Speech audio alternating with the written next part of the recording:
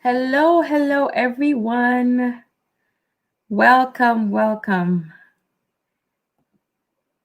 Welcome to another segment of the Immigrant Mom I Empower series. This is Igxtelle. Thank you for joining me. We're going to give it a couple more minutes so people can join and so I can share on my platform. All right, so sit back and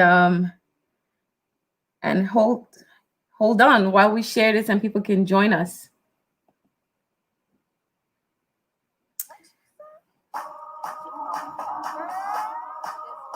It's another Thursday, guys, and it's the I Empower series. I can see people are already joining me. Please say hi so I know where you're watching from.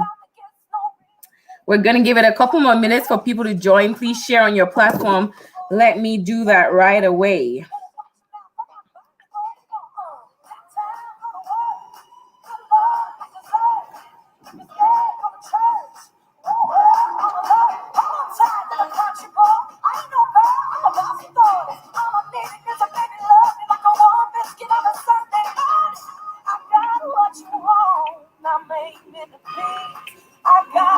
Hello. Thank you for joining. Once you come on, just say hi. Hi, Nina. I can see you have joined me today. I'm glad to have you on. I can tell you're watching from YouTube. Thank you so much for joining. Go ahead and share as you're joining. Just share. Let's have this juicy conversation. Hi, Luta. Thank you for joining. I'm just trying to share with my friends so as many more people can join us for this conversation today. I apologize if you hear feedback. I'm trying to Thank you so much for share. joining. Oops.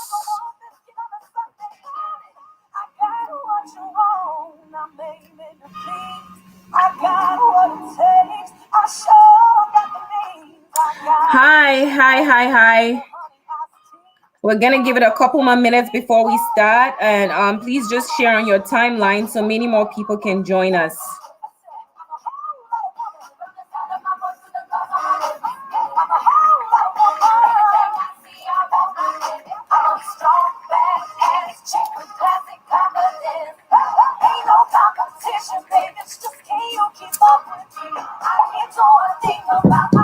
Awesome. Hi guys, how is everyone doing? It's Thursday. It's amazing how time flies. Like, I remember our session on blended families like yesterday, and 2 weeks have already gone by and we're here again. Hi Ellis, you say you're here. I didn't see your hi. Hi Frank, thank you for joining. Hi Ellis, glad to have you all. Thank you so much for joining. We're gonna give it like 1 or 2 more minutes so people can trickle in before we start on our conversation. Today we're talking about why your nannies don't stay. I think it's a really juicy conversation because you would know 1 or 2 people who are in this boat. Either they're looking for a nanny or already have a nanny or just recently, lost a nanny. Hi, Ken. Thank you for joining. How are you guys doing? How are you? Please share on your timeline. Just do a quick share so people can join us. All right. Who's here? Hi, Nina. Hi, Luta. Already said so. Hi, Frank, Ellis, Ken. Who else is here? I need to know who is here so I can say hi. I can acknowledge your presence. Thank you so much. Thank you so much for joining. I appreciate you. Thank you. All right. I think we should get started. That way we can get into the conversation. Today, we're going to be talking about why your nannies don't stay. Hi, everyone. My name is Igxtelle Mbah Acha. I am the founder of the Immigrant Mom organization. And let me just remind everybody why we do what we do. What's the Immigrant Mom? The Immigrant Mom is an organization of mothers who are raising their children in a faraway country, in a culture they did not grow up in. Not only are they trying to figure out that life for their children. They're trying to figure out the life for themselves. And, the whole obscurity of not knowing what you don't know, and as well as trying to give your children the best of a life you can give them. And so we're coming together because we acknowledge that we were not raised here. We don't know everything about this culture. We want to partner with other people who have traveled this path ahead of us, our mothers who came here when they were younger. What were some of their pitfalls? What are some of the things we can learn from them? And that's what the Immigrant Mom is about. I always say, when I had my daughter, I did not know how to give her a bath. Something as little as giving the child a bath, I had to call my mom on video call, answering from Cameroon, telling me, hold her like this, put the water like this, hold the soap like this, ensure that the cloth is not cold. And in all that vulnerability, I just knew that we need a platform. We need a place where we can come together, immigrant mom to immigrant mom, because our struggles, we know them well enough, and no other person can tell our story, the immigrant mom story, like the immigrant mom herself. All right, so thank you so much for joining us today. We have this I Empower sessions every other Thursday. So twice in a month, we will come together to talk about topics that apply to us, things that can uplift us, things that can uphold us, things that can make us better parents, better human beings, better women, things that would, encourage and motivate us. So if you are just joining, please share. Please share. I want us to share as many times as possible, to groups, to pages, to your friends on WhatsApp, so people can join us to talk about why your nannies don't stay. All right, guys. Childcare in America is one of the most talked about topics, especially with the working class, with people that have jobs, with middle class Americans, the top 1%. Everyone talks about childcare because your American dream is only possible if you can find someone trustworthy to take care of your little precious angels while you go out there to pursue the dream, to build the dream. And that's why childcare is so important. And for us immigrants, the struggle is different. And I have an agency. It was called Mom Baby. It was a placement agency, and now it's rolled under the Immigrant Mom. We do the same services, but under the Immigrant Mom. And we place nannies with families, and we connect families with nannies. So let's say a nanny is looking for a job and they don't know where to go. They'll contact the Immigrant Mom and say, hey, I'm looking for a job. And a family would also contact us, and we would try to pair them, family to nanny, nanny to family. But one thing that I have noticed, and which is the reason why we're gathered here today, is because there's a lot of recycling of nannies. It's a difficulty in finding a good nanny and a nanny that will stay. Hi, Claudette, she says, yes, this topic is so dear to my heart. Thank you so much for joining. Please share if you have not shared, so a lot more people can join us. So we pair nannies to families and all of that. Another thing that I have noticed is the recycling. Like I was saying, nannies don't stay. A family that is looking for a nanny within 6 months comes back to me and they're looking for a nanny again. And so let's get into this. What does this mean? What are we doing wrongly? What can we be doing differently? All right, Luta says she has a friend that is looking. Right now, I have about 5 families who are asking for a nanny, and I don't yet have a nanny for them. So your friend was going to be in the wait list. Hi, Jennifer. Thank you for joining. We are actually looking for nannies, people who are looking for work. If you know anybody, refer them to the Immigrant Mom so we can connect them with these families, and there is no fee. Jennifer says she's looking. All right, guys, I'm taking my notes. So let's get into it. Why don't your nannies stay? We have to do things differently. And even in terms of looking for a nanny, you cannot be employing the same principles that our parents used in getting help, in getting a nanny back in the day today. I don't know about you, but for my own case, it just needed a call from my mom to my aunt to look for someone. And then, the person will come over, and 1 nanny, 2 nannies. There were usually, more than just one. But in today's day, you and I know that having more than 1 nanny is like, oh, wow, you're a baller. Because having a nanny is not that cheap. In fact, it's not cheap at all. Back then, like a year ago, what a nanny would accept for pay is not the same as of today. So we must change our mindset on how we're looking for those nannies, because the way in which you source for a nanny would determine also how long the nanny would stay. I know the people that are on here are people that are looking to say, look, I want someone that can come and take care of my children, and I don't have to get back into the whole process of sourcing again. And this video is for you. Hopefully you will learn something. So the first thing is change your mindset. It cannot be the same. I see a lot of people just say, hey, I'm looking for a nanny. She has to be from this country. She has to be this age, and maybe she can take care of children, and then that's enough. You haven't really sourced.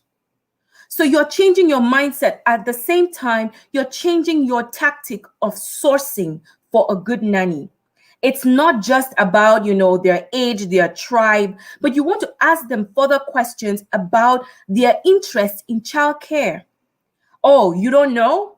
A lot of people that say they're nannies are really just looking for room and board, are really just looking for a place to stay, are really just looking for, food, really just looking for where they can pass time. And how do you source that out? How do you get that out? You have to have a thorough interview system. It's not, the place where you're asking every flimsy question, but you're asking questions that matter to you. Sourcing is very important.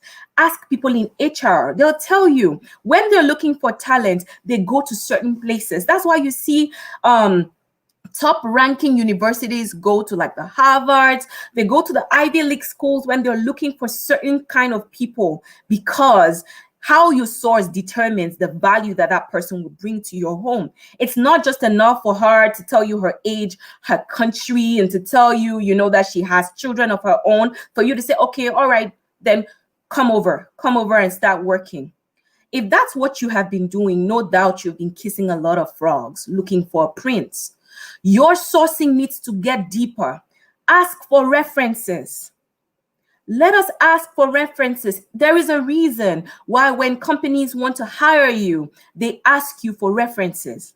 Most of the time, the nannies that the immigrant community employs are nannies that don't have a social security number. For those that have, do a background check. A background check is not all comprehensive, but it gives you an idea if you're dealing with a felon or not. It gives you an idea if you're dealing with someone who will shoplift or not.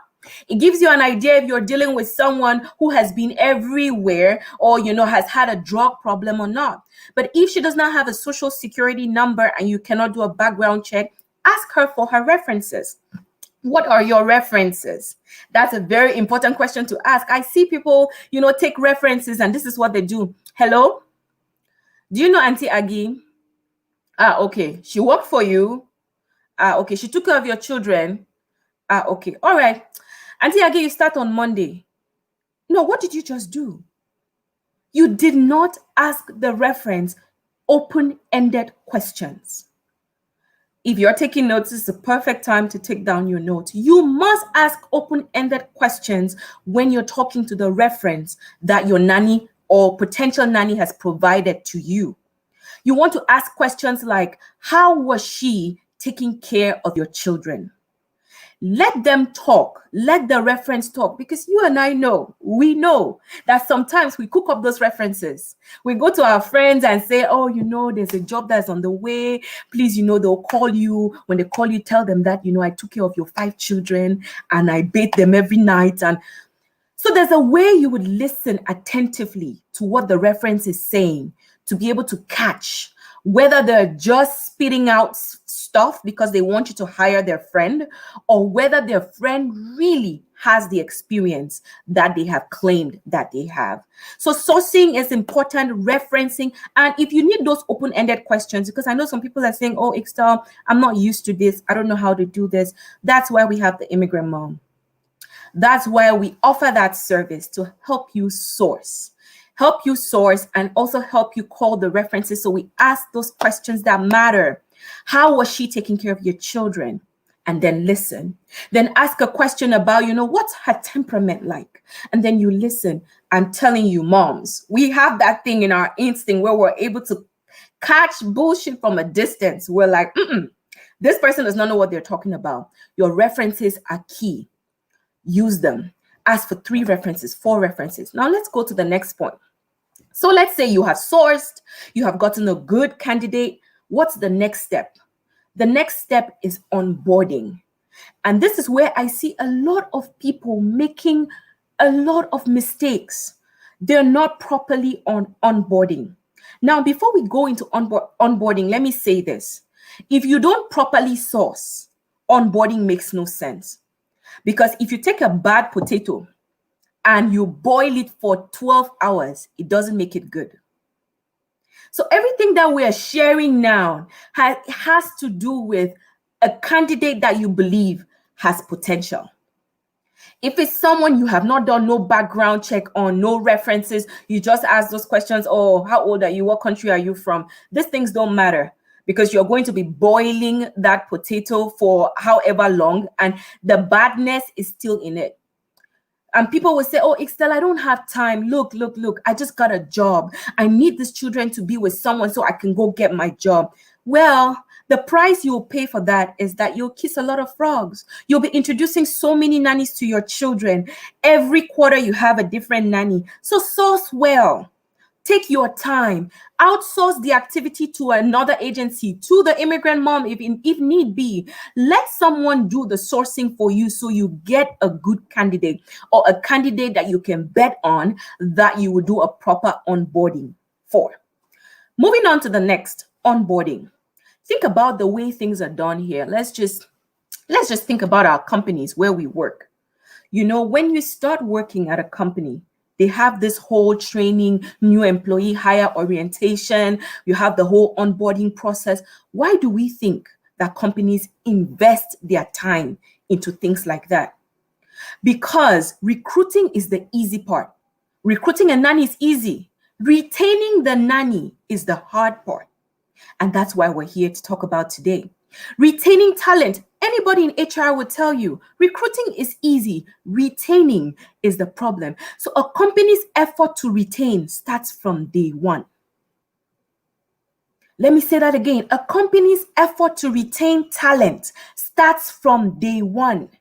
That's the mindset that you would have, dear mom, for your nanny. Your effort to retain should start from day one, assuming you know that you have done your proper sourcing and this is a potential good talent. On the day that they're doing new employee hire at your company, everyone is there, including the overachiever, the underachiever, the procrastinator. Every new hire is part of that onboarding training. Do you know why? Because the company doesn't yet know who has potential, only based on what they saw on your resume. And so that's why it's so important, because they give everybody equal opportunity. They want to make sure that you felt like a part of the company. You felt like you caught the vision. You were integrated into it. But this is what I see families do. Oh, Auntie Agi has come. Hi, Auntie Agi, your room is upstairs. And children, Auntie Agi has come. You guys come and say hi to Auntie Agi. The children rush down. Okay, this is Martha, this is Nick, and this is Raul. Okay, Auntie Agi will be staying with us from now. Auntie Agi, that's the kitchen, that's the bathroom. The children wake up at 6, they go to bed at 7. You take them to the bus stop and they eat and then that's it. That's your onboarding. And then after 2 months, hi Igxtelle, that nanny you. When I talk, she talks back. Ha, Igxtelle, that nanny you. Ha, the nanny is horrible. The nanny sleeps till 9 o'clock. Igxtelle, that nanny you. The nanny smokes. The nanny goes to the balcony and is smoking. But what was your onboarding program? Did you take the nanny and sit her down? I emphasize this.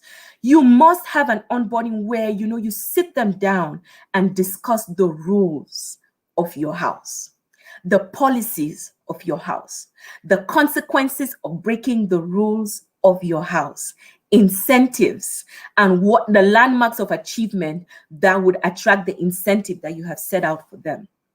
You see, the company where I work for, I know their policies. In fact, they make all of us train. We go through those trainings annually. And not only that, they make us know the consequences of not adhering to those policies, including losing your job. I know for a fact that we have social media policies. I can't even say the name of the company I work for because it's against the policy, you know? And I know that there are consequences if I do, including could lose my job. So how come you have a nanny in your house who does not know your principles, who does not know that you have a curfew, who does not know that you have all these rules and, things that you want? It's always rosy and dandy from the beginning until when things start getting sour. So I insist that, you properly onboard your nanny. How? When you are sourcing, it's time for you to set out what are her responsibilities? Her responsibilities around, her responsibilities around the children. Map that out. What are the policies? What are the rules around your home? What are the things you care about? What do you want in terms of phone? Do you mind her on the phone? You don't mind on the phone? What are your rules? What are your regulations? What are your policies? What are the consequences of not following your policies? All of that should be on the table from day one, not when there's a problem. Do you know why? Because when there's a problem, people come to the table defensive.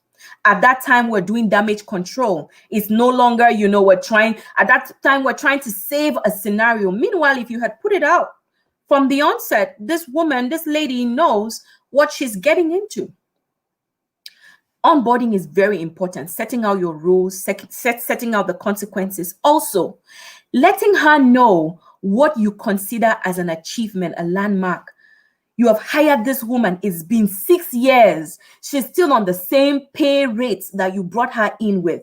How? I mean, even 6 years is a long time. She's still on the same pay rate that you brought her in 8 months ago. How do you retain? Or don't you think that there are other families that are poaching and saying, oh, if you come here, I'll give you more? You have to devise a way that you would give her incentive, that you would encourage her. Companies do this. We have what we call annual reviews, performance reviews. Your boss will review you. You would say, what you have done in the course of the quarter. And then they'll say, okay, we would increase your pay by so amount. It is good for us to show appreciation in that way. Remember, the goal is retention of a good nanny, of a great nanny, retention. And you can make a great nanny by setting these principles from the start. Because most of the time, what happens to be a bad nanny is because of that lapse in communication, that lapse in onboarding. So I advise you to have quarterly reviews. If you say, I don't have time, it's important. Make time. If you can't make time, please outsource it. Immigrant Mom will do it for you. Would have you on as an account where, we will come to your home or do a virtual assessment with your nanny, and you let us know what she's done, what she needs to do better. We are now moms. We are now the bosses of our homes and the HR supervisor of our homes. I know some people have a difficult time having those conversations, but it's important. That's what makes you a leader, the leader of your family, the leader of your tribe, the leader of your clan, to set those things in place. So another thing I would point out, which I'm not calling any names because I don't even know the names, but micromanaging is a problem. You cannot love what you hate. If somebody please repeat for me, you can't love what you hate. Micromanagers, nobody likes to be micromanaged. Is the honest truth. Nobody loves being micromanaged. You at your job site don't love being micromanaged. So what makes you think that Auntie Agi wants to be micromanaged? I get it. And the onset, right? You would want to watch how she's doing things. These are your little angels, precious, irreplaceable babies, mean the world to us. True. At the same time, you have to know that this is an individual just like you who does not want to be micromanaged. So when you start off, give her some slack and some room and some flexibility. You can't have it all. Let me say it. No, you can't. There are certain things you will give and take. There are certain things you will say, oh, if she does a great job with the kids and she's attentive with the kids, you can cut her some slack with her phone. Because at the same time, you also want to make it conducive for her, for both of you, But you can't be a micromanager. People talk about cameras. I'm okay with cameras in the home. Look, these are your children. You must do the most you can to ensure that everything is done the way you want it to be done. But let her know that there are cameras in the home. Let her know that you'll be watching. Let her know you could be watching, right? But it does not mean that you will be on every case. Oh, why didn't you fold the clothes like this? Oh, I folded. Oh, why didn't you? The water was not hot enough. Oh, why didn't you do it like this? Oh, the children's food was not like this. Nobody likes a micromanager. Your children are special, but nobody loves a micromanager. If you're going to micromanage your nannies, you're going to lose them in a heartbeat. I'm telling you this. Another point I want all of us to understand today is your nanny has her own American dream. Oh, you didn't know that? Oh, let me tell you now. As much as you have your own dream, she has her own dream. What part do you play in your nanny's American dream? Maybe you're listening and you're not in America. My cousin is here. What part do you have to play in your nanny's Chinese dream? Or depending on wherever you are, in your nanny's Cameroonian dream. Every nanny has her own dream, and so you have to be attentive to what she wants. I always reference us back to corporate America because there's a lot we learn. Because I see the way HR and the company, they are intentional about retaining talent, and they offer perks. That's why a company would allow you to train on their dime. That's why a company would pay for your master degree. That's why a company would give you incentives, bonuses throughout the year. What perks do you have for your nanny? Oh, she's just there to take care of your children? Or you don't think that she might have her own dream? She might have her own desires? Or maybe she has children back in her home country or somewhere else. It would be a great idea for you to show concern even for her own children. Oh, yes. The goal is to retain good talent, to support her own dream. What are you trying to do? Or maybe when the kids are growing older, even before they get there, you introduce the topic of how can I make your dream? How can I help you? If your nanny is not fluent in English, do you know that when your children go to bed, you can pay for an ESL program for her so she can learn? I know we have a culture of saying, if we give too much, then they will leave. What you fear to lose, you would eventually lose. Please, let's not withhold kindness from people because we think that they would leave. For real, there are people that would take you for granted. There are people that, it's in their nature to take people for granted. But let fear not make you withhold good from someone that you can give. And I know in all of this, you can do all these things and still a nanny would leave. At that point, you let them go. You know that you have done everything you knew to do. You have offered them incentives. You have assessments. Oh, let me talk about that a little bit before we go. Let's talk about continuous assessments. I want you to make it a habit in your home where your nanny knows that quarterly we're going to sit down and we're going to review. So since I'm not micromanaging you, I'm not going to be saying all the little things that you're not doing right. During our assessment, that's my time to tell you some of the things that I want you to do better. So that's the time that you sit her, and she knows she should expect it. She should expect it. One thing I have noticed among immigrant moms, especially, the ones that I have worked closely, they are nice people. Your nannies are not leaving because you're a bad person. No, mom, no. You're nice. You hate confrontation. You don't want to have those difficult discussions. But when you have continuous assessment, you take away that pressure, that defensiveness, that confrontation. You set the atmosphere where she's expecting it. When your boss sends you a message, let's have a one-on-one, you're not afraid, right?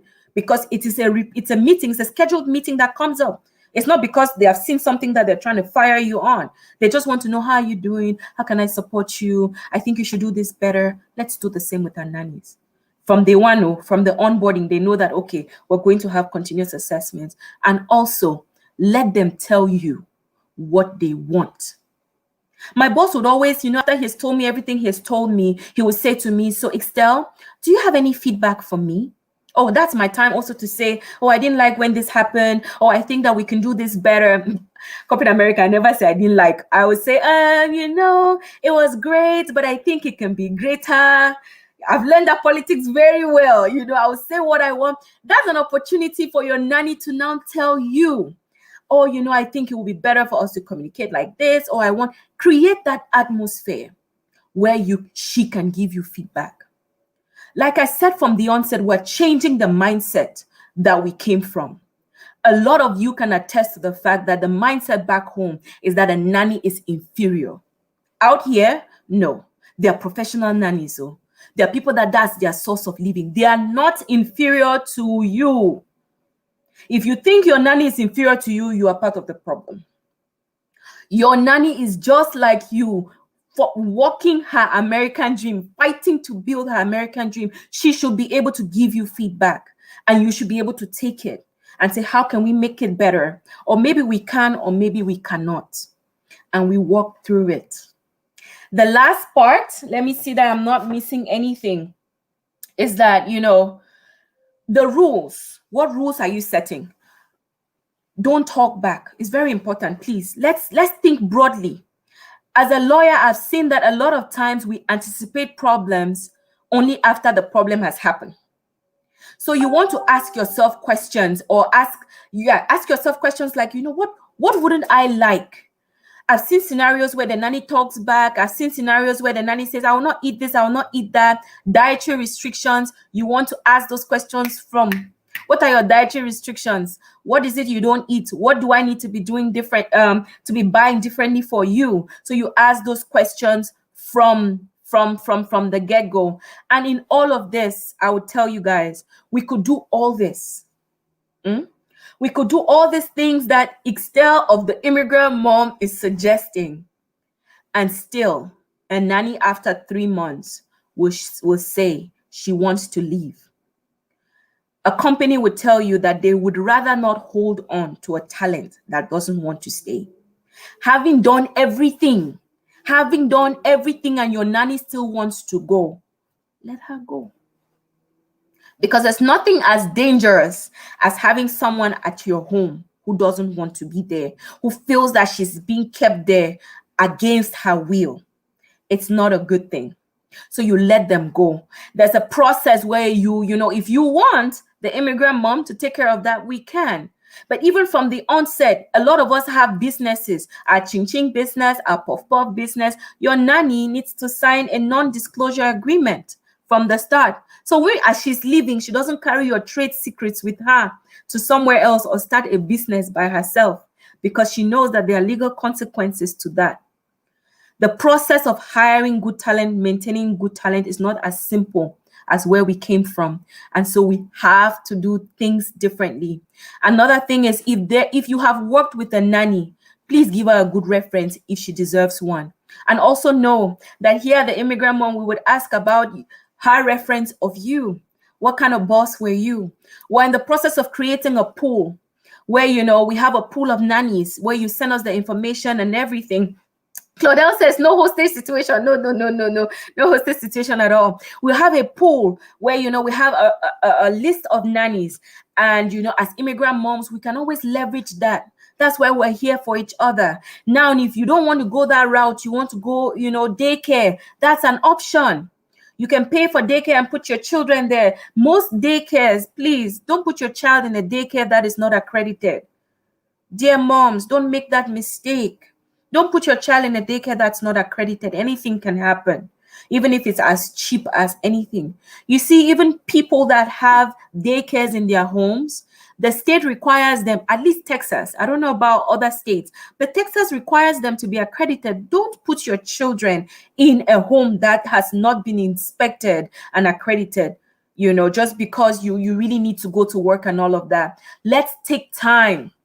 Lily is laughing about non-disclosure. It's serious. Have a non-disclosure agreement before you see your puff-puff recipe down the street in another name and you're saying, Auntie Agi, how can you do this to me? Let her sign a non-disclosure agreement. If you need a template, just say, Igxtelle, I need a template of a non-disclosure agreement.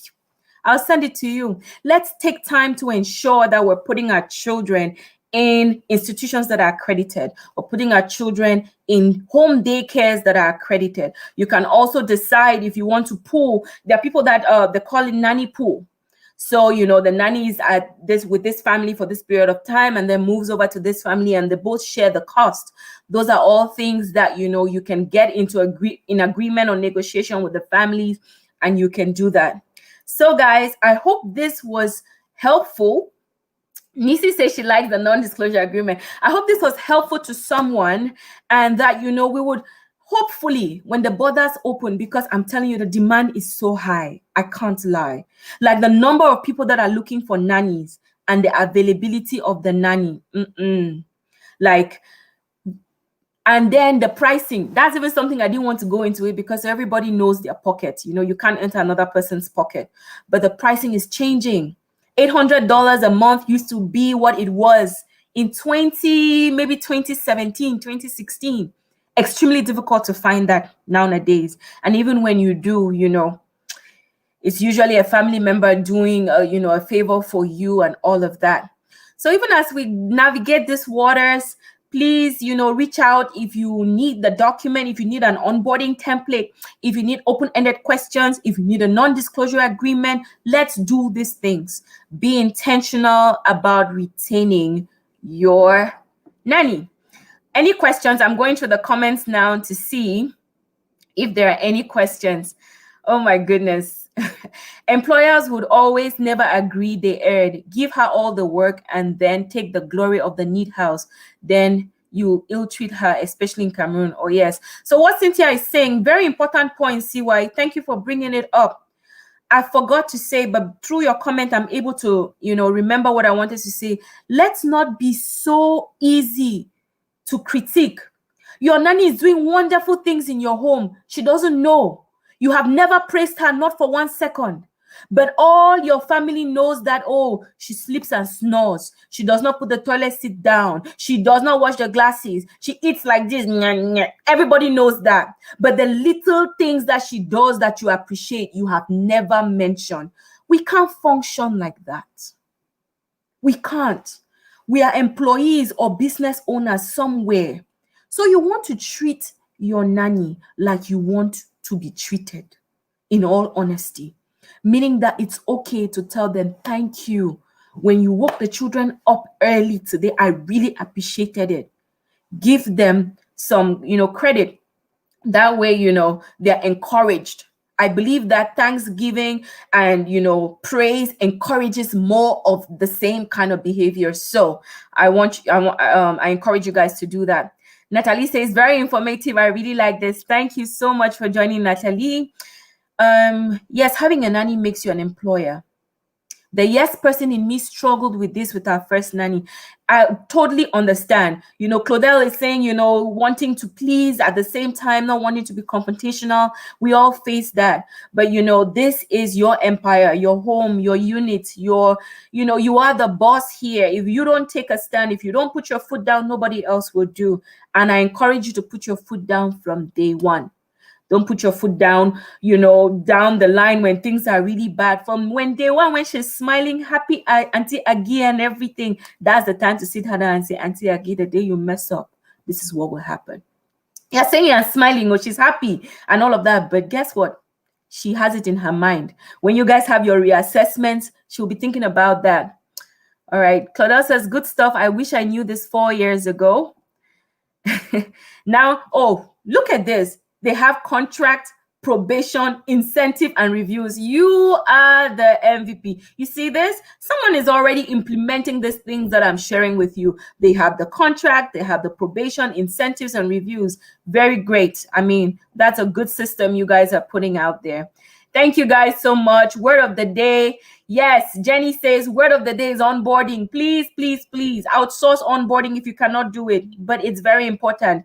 Don't let someone come into your house and not know what your rules are, not know what your policies are. Talk back to you. There's nothing that I hate like that. I was going to have a nanny, if it's possible, anybody who has worked as a nanny who would like to share their insight on what would have made them stay in a home that they were in.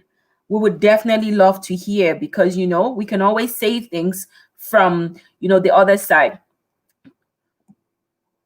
Thank you for tuning in. Thank you so much. Thank you. Nannies charge RN salary. Of course, an RN salary.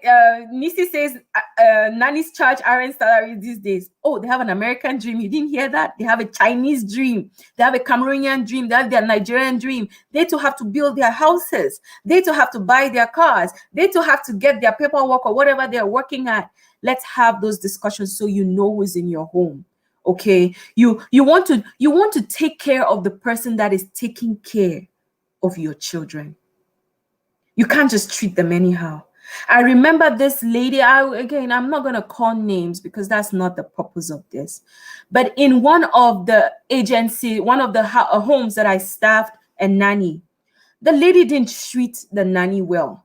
And what people don't know is that these nannies call me back and they say some of these things. And guess what? I would never send a nanny to that home. I would rather that woman take care of her child by herself. Because if the reports I was getting from the nanny are even 50% true, then this person has a problem. She will not let the nanny eat. She will not let the nanny, in America. Oh, trust and believe. In America, there are people that have the nerve to treat their nannies like that. She won't let the nanny eat. She would, not greet the nanny. It was almost like the nanny and the madam were fighting for, I don't know what. Not a good thing. Igxtelle TED Talks. Amazing topic, but too short. I could hear you all day. Thank you so much. Thank you, guys. Well, join us on the Immigrant Mom. Okay, if you have not joined the group, please search Immigrant Mom group. Join us. We're going to have a lot of these conversations. And thank you guys so much. Have a great Thursday. And if you need any documents, reach out to me. God bless you. God bless the Immigrant Mom. Have a great one.